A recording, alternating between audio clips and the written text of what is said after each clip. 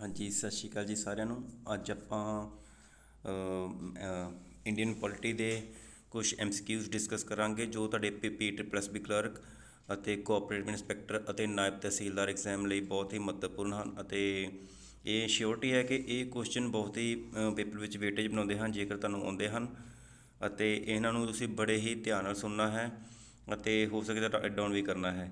ਅਤੇ ਜੀ ਇਹ ਆਪਾਂ ਨਿਊ ਚੈਨਲ ਬਣਾਇਆ ਹੈ, ਇਸ 'ਤੇ ਤੁਹਾਨੂੰ ਸਾਰੀ ਸਟੱਡੀ ਫ੍ਰੀ ਆਫ ਕੋਸਟ ਕਰਵਾਈ ਜਾਊਗੀ। ਅਤੇ ਤੁਸੀਂ ਇਸ ਚੈਨਲ ਨੂੰ ਸਬਸਕ੍ਰਾਈਬ ਕਰੋ ਅਤੇ ਲਾਈਕ ਕਰੋ ਵੀਡੀਓ ਨੂੰ ਜੇ ਤੁਹਾਨੂੰ ਚੰਗੀ ਲੱਗਦੀ ਹੈ ਤਾਂ ਦੇ ਚਲੋ ਜੀ ਆਪਾਂ ਸਟਾਰਟ ਕਰਦੇ ਹਾਂ। ਆਪਾਂ ਅੱਜ ਦਾ ਫਸਟ ਕੁਐਸਚਨ ਸਟਾਰਟ ਕਰਦੇ ਹਾਂ ਜੀ। ਫਸਟ ਕੁਐਸਚਨ ਹੈ ਜੀ, ਹੂ can dissolve the Lok Sabha before the expiry of its normal term of 5 years. ਜੋ ਆਪਣੀ ਲੋਕ ਸਭਾ ਹੁੰਦੀ ਹੈ ਜੀ, ਉਹਨੂੰ ਕੌਣ ਭੰਗ ਕਰ ਸਕਦਾ ਹੈ 5 ਸਾਲ ਤੋਂ ਪਹਿਲਾਂ? A. Prime Minister, B. The President at his own, the President on the recommendation of Prime Minister ਅਤੇ the President on the recommendation of Speaker। ਦੇਖੋ ਜੀ, ਜੋ ਆਪਣੀ ਇੰਡੀਅਨ ਡੈਮੋਕ੍ਰੇਸੀ ਹੈ ਉਹਦੇ ਵਿੱਚ prime minister council of minister the leader ਹੁੰਦਾ ਹੈ। ਇਸ ਲਈ ਪ੍ਰਾਈਮ ਮਿਨਿਸਟਰ ਹੀ ਜਦੋਂ ਲਿਖ ਕੇ ਦੇਵੇਗਾ ਪ੍ਰੈਜ਼ੀਡੈਂਟ ਨੂੰ ਕਿ ਲੋਕ ਸਭਾ ਭੰਗ ਕਰ ਦਿੱਤੀ ਜਾਵੇ ਤਾਂ ਸ਼ੋਰ president recommendation of prime minister ਦੇ ਕਹਿਣ 'ਤੇ ਹੀ ਲੋਕ ਸਭਾ ਭੰਗ ਕਰੇਗਾ। ਅਤੇ ਇਸ ਦਾ ਸਹੀ ਆਨਸਰ ਹੈ ਜੀ ਆਨਸਰ ਸੀ। ਆਪਾਂ ਚੈੱਕ ਕਰ ਲੈਂਦੇ ਹਾਂ ਜੀ। ਆਨਸਰ ਸੀ ਇਸ ਦਾ ਰਾਈਟ ਆਨਸਰ ਹੈ ਜੀ।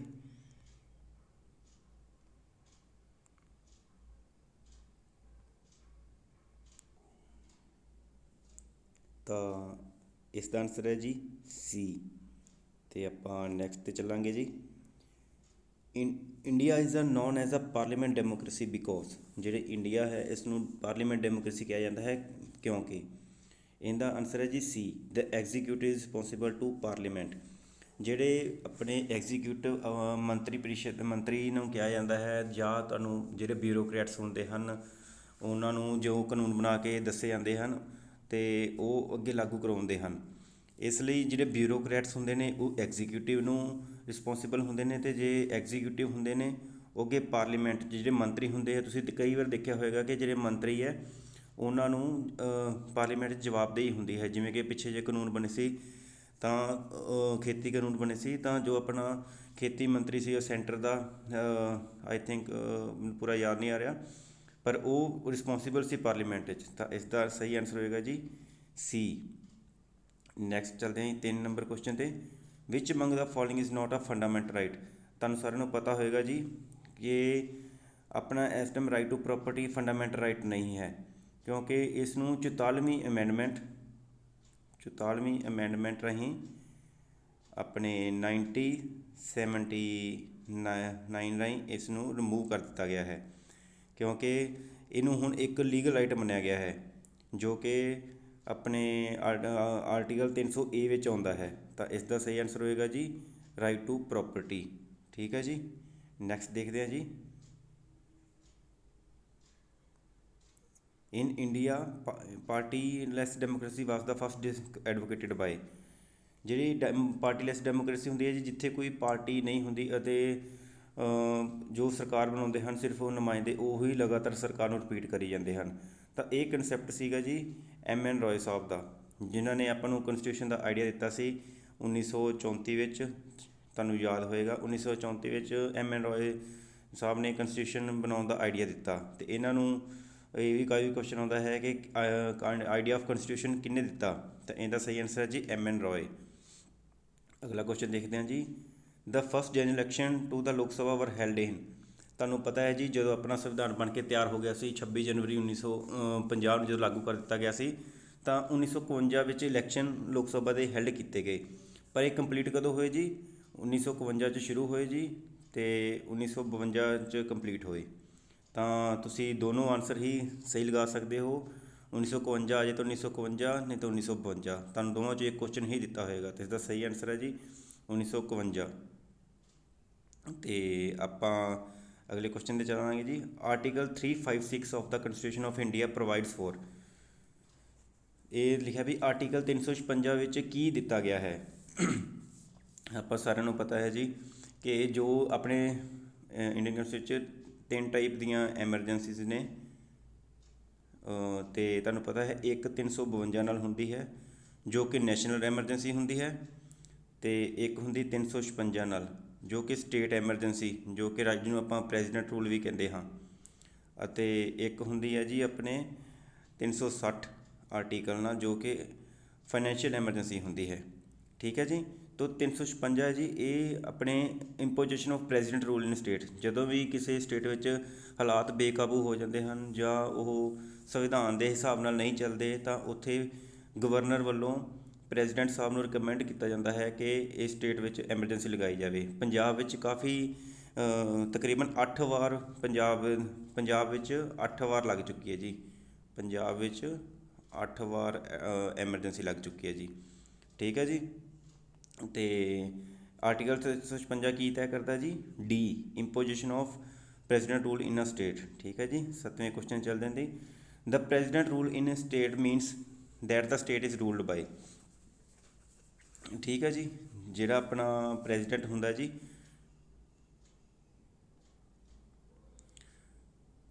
ਤਾਂ ਇਸ ਦਾ ਸਹੀ ਆਨਸਰ ਹੈ ਜੀ, ਜਦੋਂ ਪ੍ਰੈਜ਼ੀਡੈਂਟ ਰੂਲ ਲੱਗ ਜਾਂਦਾ ਹੈ ਤਾਂ ਜਿਹੜਾ ਸਟੇਟ ਜੇ ਰੂਲ ਹੁੰਦੀ ਹੈ ਉਹ ਗਵਰਨਰ ਦੇ ਰੂਲ ਨਾਲ ਅੱਗੇ ਯਾਨੀ ਕਿ ਚੱਲਦੀ ਹੈ, ਕਿਉਂਕਿ ਪ੍ਰੈਜ਼ੀਡੈਂਟ ਸਿੱਧਾ ਤਾਂ ਡਾਇਰੈਕਟਲੀ ਆਪ ਆ ਨਹੀਂ ਸਕਦਾ ਸਟੇਟ ਵਿੱਚ, ਅਤੇ ਇਸ ਲਈ ਉਹ ਗਵਰਨਰ ਨੂੰ ਹੀ ਅਪੋਇੰਟ ਕਰੇਗਾ। ਅਤੇ ਇਹ ਤੁਹਾਨੂੰ ਦੱਸਿਆ ਮੈਂ ਪਹਿਲਾਂ ਕਿ ਜੋ ਕਿ 356 ਨਾਲ ਲੱਗਦੀ ਹੈ ਅਤੇ 356 ਆਰਟੀਕਲ ਨਾਲ ਲੱਗਦੀ ਹੈ, ਅਤੇ ਗਵਰਨਰ ਜਿਹੜਾ ਹੁੰਦਾ ਹੈ ਉਹ ਅੱਗੇ ਫਰਦਰ ਰੂਲ ਦੀ ਇੰਪੋਜੀਸ਼ਨ ਕਰਕੇ ਸਾਰਾ ਜਿਹੜੇ ਸਟੇਟ ਦਾ ਕੰਮਕਾਰ, ਸਰਕਾਰ ਦੇ ਅਦਾਰੇ ਸਾਰੇ ਉਹ ਗੌਰਮੈਂਟ ਦੇ ਥੱਲੇ ਗਵਰਨਰ ਹੇਠ ਆ ਜਾਂਦੇ ਹਨ, ਅਤੇ ਉਹ ਸਟੇਟ ਦੇ ਪ੍ਰੈਜ਼ੀਡੈਂਟ ਰੂਲ ਨੂੰ ਇੰਪਲੀਮੈਂਟ ਕਰਦਾ ਹੈ ਅਤੇ ਸਟੇਟ ਨੂੰ ਉਸ ਟਾਈਮ ਚਲਾਉਂਦਾ ਵੀ ਹੈ। ਤਾਂ ਅਗਲਾ ਕੁਐਸਚਨ ਦੇਖਾਂਗੇ ਜੀ। The national flag was adopted by constituent assembly of India on. ਇੱਥੇ ਦੱਸਿਆ ਗਿਆ ਜੀ ਨੈਸ਼ਨਲ ਫਲੈਗ ਸੀ ਜੋ ਆਪਣਾ ਕੌਨਸਟੀਟਿਊਸ਼ਨ ਅਸੈਂਬਲੀ ਨੇ ਕਦੋਂ ਅਡੋਪਟ ਕੀਤਾ, ਅਤੇ ਆਨਸਰ ਬਹੁਤ ਸਿੰਪਲ ਹੈ ਜੀ, 22 ਜੁਲਾਈ 1947। ਠੀਕ ਹੈ ਜੀ। ਇਹਨੂੰ ਪਿੰਗੈਲੀ ਵੈਂਕਈਆ ਨਾਇਡੂ ਨੇ ਆਪਣਾ ਜਿਹੜਾ ਤਿਰੰਗਾ ਸੀਗਾ ਉਹਨੇ ਬਣਾਇਆ ਸੀਗਾ, ਅਤੇ 22 ਜੁਲਾਈ 1947 ਵਿੱਚ ਉਸਨੇ ਜਿਹੜੀ ਆਪਣੀ ਕੌਨਸਟੀਟਿਊਸ਼ਨ ਅਸੈਂਬਲੀ ਸੀ ਉਹਨੇ ਐਕਸੈਪਟ ਕਰ ਲਿਆ ਸੀਗਾ ਨੈਸ਼ਨਲ ਫਲੈਗ, ਆਪਣਾ ਤਿਰੰਗਾ ਸੀ ਜੋ। ਠੀਕ ਹੈ ਜੀ। ਅਗਲਾ ਕੁਐਸਚਨ ਦੇਖਾਂਗੇ ਜੀ। Which of the following was the first state to hold direct election to panchayati raj institution after the enactment of the 73rd amendment. ਜਦੋਂ ਜੀ ਪੰਚਾਇਤੀ ਰਾਜ ਦੀ ਅਮੈਂਡਮੈਂਟ ਹੋਈ ਸੀਗੀ, 73ਵੀਂ ਅਮੈਂਡਮੈਂਟ, ਤੁਹਾਨੂੰ ਸਾਰਿਆਂ ਨੂੰ ਪਤਾ ਹੀ ਹੋਊਗਾ ਵੀ 73ਵੀਂ ਆਪਣੀ ਪੰਚਾਇਤ ਨਾਲ ਸੀਗੀ, ਅਤੇ ਜਿਹੜੀ 74ਵੀਂ ਅਮੈਂਡਮੈਂਟ ਸੀਗੀ ਉਹ ਆਪਣੀ ਮਿਊਨਸੀਪਲ ਕਾਰਪੋਰੇਸ਼ਨਸ ਨਾਲ ਸੀਗੀ। ਠੀਕ ਹੈ ਜੀ। ਅਤੇ ਜਿਹੜੇ ਇਹ 73ਵੀਂ ਅਤੇ 74ਵੀਂ ਆ, ਇਹ 1992 ਵਿੱਚ ਅਮੈਂਡਮੈਂਟ ਹੋਈਆਂ ਸੀਗੀਆਂ ਇਹ ਦੋ। ਠੀਕ ਹੈ ਜੀ। ਅਤੇ ਜਿਹੜਾ ਆਪਣਾ 73ਵੀਂ ਅਮੈਂਡਮੈਂਟ ਸੀਗੀ, ਇਸ ਵਿੱਚ 29 ਸਬਜੈਕਟ, ਮਤਲਬ 29 ਤਰ੍ਹਾਂ ਦੇ ਜਿਹੜੇ ਕਾਨੂੰਨ ਆ ਨਾ, ਉਹਨਾਂ ਦੇ ਉਹ 29 ਤਰ੍ਹਾਂ ਦੇ ਸਬਜੈਕਟ ਕਾਨੂੰਨ ਕਹਿ ਲਓ, ਉਹ ਪੰਚਾਇਤ ਖੁਦ ਇੰਪਲੀਮੈਂਟ ਕਰਵਾ ਸਕਦੀ ਹੈ ਆਪਣੇ ਏਰੀਏ ਦੇ ਵਿੱਚ, ਜਿਹਨੂੰ ਅਧਿਕਾਰ ਖੇਤਰ ਦਿੱਤਾ ਗਿਆ, ਜਿਵੇਂ ਕਿ ਟੈਕਸ ਕਲੈਕਟ ਕਰਨਾ ਕਿਸੇ ਚੀਜ਼ ਦਾ, ਅਤੇ ਉਸ ਤੋਂ ਫੰਡ ਰੇਜ਼ ਕਰਕੇ ਆਪਣੇ ਪਿੰਡਾਂ ਦਾ ਵਿਕਾਸ ਕਰਨਾ, ਅਤੇ ਹੋਰ ਕੁਛ ਵੀ। ਠੀਕ ਹੈ ਜੀ। ਪਰ ਜਿਹੜੀ ਪਹਿਲੀ ਸਟੇਟ ਲਾਗੂ ਕਰਨ ਵਾਲੀ ਸੀਗੀ ਇਹ ਸੀ ਰਾਜਸਥਾਨ ਦਾ ਨਾਗੌਰ ਡਿਸਟ੍ਰਿਕਟ ਹੈ ਜੀ, ਇੱਕ ਨਾਗੌਰ ਡਿਸਟ੍ਰਿਕਟ ਹੈ ਜੀ। ਇੱਥੇ ਫਸਟ ਪੰਚਾਇਤ ਇਲੈਕਸ਼ਨ ਵੀ ਹੋਏ ਸੀ, ਅਤੇ ਪਹਿਲੀ ਸਟੇਟ ਜਿਹਨੇ ਇਹਨੂੰ ਅਡੋਪਟ ਕੀਤਾ ਉਹ ਰਾਜਸਥਾਨ ਸੀਗੀ। ਠੀਕ ਹੈ ਜੀ।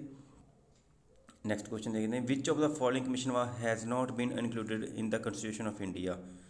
ਇੱਥੇ ਲਿਖਿਆ ਜੀ, ਜੇ ਆਪਣੇ ਕਨਸਟੀਟਿਊਸ਼ਨ ਆਫ ਇੰਡੀਆ ਵਿੱਚ ਹੇਠ ਲਿਖਿਆਂ ਵਿੱਚੋਂ ਕਿਸ ਨੂੰ ਯਾਨੀ ਕਿ ਮਾਨਤਾ ਨਹੀਂ ਦਿੱਤੀ ਗਈ ਜਾਂ ਇਨਕਲੂਡ ਨਹੀਂ ਹੈਗਾ। ਮੀਨ ਟੂ ਸੇ, ਜਿਵੇਂ ਕਿ ਤੁਹਾਨੂੰ ਪਤਾ ਹੋਊਗਾ ਜੇ ਆਪਣਾ ਜਿਹੜਾ ਪਲੈਨਿੰਗ UPSC ਹੈ ਜੀ, ਇਹ ਆਪਣਾ ਕਨਸਟੀਟਿਊਸ਼ਨ 'ਚ ਦਿੱਤਾ ਹੋਇਆ 314 ਆਰਟੀਕਲ ਨਾਲ, 315 ਨਾਲ, 314 ਦਾ ਸ਼ੁਰੂ ਹੋ ਜਾਂਦਾ ਜੀ। 315 ਇਲੈਕਸ਼ਨ ਕਮਿਸ਼ਨ ਜੀ ਆਪਣਾ 324 ਨਾਲ ਬਣਦਾ ਜੀ।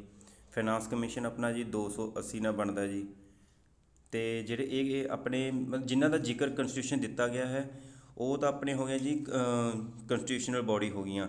ਇਹਨਾਂ ਨੇ ਪੁੱਛਿਆ ਜੀ ਜਿਹੜਾ ਕਿਹੜਾ ਕਮਿਸ਼ਨ ਜਿਹੜਾ ਕਨਸਟੀਟਿਊਸ਼ਨ ਆਫ ਇੰਡੀਆ ਵਿੱਚ ਨਹੀਂ ਦਿੱਤਾ ਗਿਆ, ਤਾਂ ਇਸ ਦਾ ਰਾਈਟ ਆਨਸਰ ਹੈ ਜੀ ਪਲੈਨਿੰਗ ਕਮਿਸ਼ਨ, ਕਿਉਂਕਿ ਪਲੈਨਿੰਗ ਕਮਿਸ਼ਨ ਜਿਹਨੂੰ ਹੁਣੇ ਜੇ ਰਿਪਲੇਸ ਕੀਤਾ ਗਿਆ ਹੈ ਨੀਤੀ ਆਯੋਗ ਨਾਲ। ਤੁਹਾਨੂੰ ਪਤਾ ਹੀ ਹੋਊਗਾ ਨੀਤੀ ਆਯੋਗ ਜੋ ਕਿ 1 ਜਨਵਰੀ 2015 ਨੂੰ ਬਣਾਇਆ ਗਿਆ ਜੀ, ਅਤੇ ਇਹਨੇ ਰਿਪਲੇਸ ਕੀਤਾ ਜੀ ਇਹਦਾ ਪਲੈਨਿੰਗ ਕਮਿਸ਼ਨ ਨੂੰ। ਠੀਕ ਹੈ ਜੀ। ਹੋਪਫੁਲੀ ਤੁਸੀਂ ਚੰਗੀ ਤਰ੍ਹਾਂ ਇਹ ਸਮਝ ਗਏ ਹੋਵੋਗੇ। ਅਗਲਾ ਕੁਐਸਚਨ ਦੇਖਦੇ ਹਾਂ ਜੀ। Fundamental rights in the Indian constitution have been taken from, ਜਿਹੜੇ ਆਪਣਾ ਫੰਡਾਮੈਂਟਲ ਰਾਈਟਸ ਨੇ ਜੋ ਕਿ ਕਰੰਟਲੀ ਹੁਣ 6 ਨੇ, ਤੁਹਾਨੂੰ ਪਤਾ ਸੀ ਪਹਿਲਾਂ 7 ਹੁੰਦੇ ਸੀਗੇ ਅਤੇ ਇਹ ਹੁਣ ਜਿਹੜੇ ਤੁਹਾਨੂੰ ਪਤਾ ਹੈ 6 ਨੇ, ਪਹਿਲਾਂ 7 ਹੁੰਦੇ ਸੀਗੇ। ਅਤੇ ਜਿਹੜਾ ਰਾਈਟ ਟੂ ਪ੍ਰੋਪਰਟੀ ਹੈ ਉਹਨੂੰ ਰਿਮੂਵ ਕਰ ਦਿੱਤਾ ਗਿਆ ਸੀਗਾ ਜੀ 44th ਅਮੈਂਡਮੈਂਟ ਨਾਲ, ਠੀਕ ਹੈ ਜੀ। 44th ਅਮੈਂਡਮੈਂਟ ਨਾਲ ਉਹਨੂੰ 1979 ਵਿੱਚ ਜਾਂ 1978 ਵਿੱਚ ਉਹ ਇੰਪਲੀਮੈਂਟ ਵਾਸਤੇ ਐਕਟ ਬਣਾਇਆ ਗਿਆ ਸੀ ਅਤੇ 1979 ਵਿੱਚ ਇਹਨੂੰ ਲਾਗੂ ਕਰ ਦਿੱਤਾ ਗਿਆ ਸੀਗਾ, ਠੀਕ ਹੈ ਜੀ। ਅਤੇ ਇਹ ਆਪਾਂ ਜੇ ਫੰਡਾਮੈਂਟਲ ਰਾਈਟਸ ਲਏ ਸੀ ਜੀ, ਇਹ ਆਪਾਂ ਲਏ ਸੀ US ਕੰਸਟੀਟਿਊਸ਼ਨ ਤੋਂ। ਕਿੱਥੋਂ ਲਏ ਸੀ ਜੀ ਆਪਾਂ ਇਹ? US ਕੰਸਟੀਟਿਊਸ਼ਨ ਤੋਂ, ਠੀਕ ਹੈ ਜੀ, ਯਾਦ ਰੱਖਣਾ ਜੀ। ਅਗਰ ਨੈਕਸਟ ਕੁਐਸਚਨ ਦੇਖਦੇ ਹਾਂ ਜੀ, the member of Rajya Sabha are elected by elected member of Lok Sabha, elected by elected member of the state assembly, elected by the member of Lok Sabha and state assembly and nominated by the governor of each state। ਜਿਹੜੇ ਰਾਜ ਸਭਾ ਦੇ member ਹੁੰਦੇ ਆ ਜੀ, ਇਹ ਕਿਹਨਾਂ ਰਾਹੀਂ elect ਕੀਤੇ ਜਾਂਦੇ ਹੈ ਜੀ, ਠੀਕ ਹੈ ਜੀ। ਇਹ ਇਲੈਕਟਡ ਹੁੰਦੇ ਆ ਜੀ, elected by the elected member of the state assembly. ਜਿਵੇਂ ਕਿ ਆਪਣੇ ਜੀ ਪੰਜਾਬ ਵਿੱਚੋਂ 7 ਹੁੰਦੇ ਨੇ ਜੀ ਰਾਜ ਸਭਾ ਦੇ ਮੈਂਬਰ, 7 ਮੈਂਬਰ ਹੁੰਦੇ ਨੇ ਜੀ ਆਪਣੇ ਪੰਜਾਬ ਤੋਂ। ਅਤੇ ਇਹ ਇਲੈਕਟਿਡ ਜਿਹੜੇ MLA ਹੁੰਦੇ ਆ ਉਹ ਚੁਣਦੇ ਆ ਜੀ ਇਹਨਾਂ ਨੂੰ, MLA ਚੁਣਦੇ ਆ ਇਹਨਾਂ ਨੂੰ, ਉਹ ਚੁਣ ਕੇ ਭੇਜਦੇ ਆ ਰਾਜ ਸਭਾ ਵਿੱਚ, ਠੀਕ ਹੈ ਜੀ। ਅਤੇ ਇਹਦਾ ਸਹੀ ਆਨਸਰ ਹੋਏਗਾ ਜੀ B, elected by the elected member of the state assemblies, ਠੀਕ ਹੈ ਜੀ, ਯਾਦ ਰੱਖਣਾ ਤੁਸੀਂ। Which of the following constitution amendment has included fundamental duties into constitution. ਤੁਹਾਨੂੰ ਸਾਰਿਆਂ ਨੂੰ ਪਤਾ ਹੋਊਗਾ ਜੀ ਕਿ ਆਪਣੇ ਕੰਸਟੀਟਿਊਸ਼ਨ ਵਿੱਚ 42nd ਅਮੈਂਡਮੈਂਟ 1976 ਵਿੱਚ ਫੰਡਾਮੈਂਟਲ ਡਿਊਟੀਜ਼ ਐਡ ਕੀਤੀਆਂ ਗਈਆਂ, ਜਿਨ੍ਹਾਂ ਦਾ ਮਕਸਦ ਸੀਗਾ ਵੀ ਦੇਸ਼ ਮਤਲਬ ਹਰੇਕ ਨਾਗਰਿਕ ਜੇ ਕਿ ਫੰਡਾਮੈਂਟਲ ਰਾਈਟਸ ਲੈ ਰਿਹਾ, ਅਧਿਕਾਰ ਲੈ ਰਿਹਾ, ਅਤੇ ਉਹਨੂੰ ਕੁਛ ਉਹਨੇ ਫਰਜ਼ ਵੀ ਹੋਣੇ ਚਾਹੀਦੇ ਹਨ ਤਾਂ ਕਿ ਨਿਭਾਵੇ। ਅਤੇ ਫੰਡਾਮੈਂਟਲ ਡਿਊਟੀਜ਼ ਇਸ ਟਾਈਮ 11 ਨੇ ਜੀ, ਠੀਕ ਹੈ ਜੀ। ਪਹਿਲਾਂ 10 ਹੁੰਦੀਆਂ ਸੀ, 1976 ਵਿੱਚ ਇਹ 10 ਸੀਗੀਆਂ ਅਤੇ 11ਵੀਂ ਐਡ ਕੀਤੀ ਗਈ ਜੀ ਆਪਣੇ 86th ਅਮੈਂਡਮੈਂਟ ਨਾਲ, 86th ਅਮੈਂਡਮੈਂਟ ਨਾਲ, 86th ਅਮੈਂਡਮੈਂਟ ਨਾਲ, ਠੀਕ ਹੈ ਜੀ। ਅਤੇ 86 ਇਹਦੇ 'ਚ ਲਿਖਿਆ ਗਿਆ ਜੀ ਕਿ ਆਪਾਂ ਬੱਚਿਆਂ ਨੂੰ ਮਤਲਬ ਕਿ ਉਹਦੇ ਪੇਰੈਂਟਸ ਐਜੂਕੇਸ਼ਨ ਦਿਵਾਉਣਗੇ, ਠੀਕ ਹੈ ਜੀ। ਅਤੇ ਇਹਦਾ ਸਹੀ ਆਨਸਰ ਹੈ ਜੀ 42nd।